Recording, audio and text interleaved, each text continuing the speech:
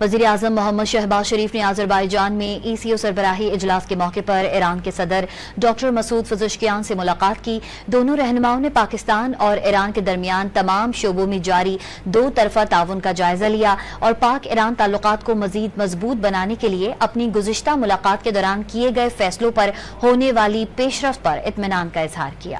رہنماؤں نے ایران کے خلاف اسرائیل کی بلا جواز جارحیت کے تناظر میں ابھرتی ہوئی علاقائی صورتحال پر غور و خوض کیا۔ وزیراعظم نے صدر پزشکیان کی قیادت کو سراہا اور حالیہ بحران کے دوران ایران کے جنگ بندی کے فیصلے کو سراہا۔ وزیراعظم نے ایران کے عوام اور حکومت کے ساتھ پاکستان کی غیر متزلزل یکجہتی کو دہراتے ہوئے خطے میں امن کے لیے مذاکرات اور سفارتکاری کے ذریعے ایران کے ساتھ مل کر کام جاری رکھنے کے پاکستان کے پختہ عزم کا اعادہ کیا۔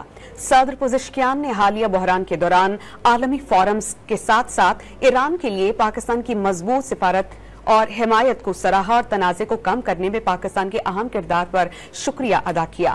وزیراعظم نے ایرانی صدر کو ایرانی سپریم لیڈر آیت اللہ خامنائی کے لیے مبارکباد اور نیک خواہشات کا پیغام بھی دیا۔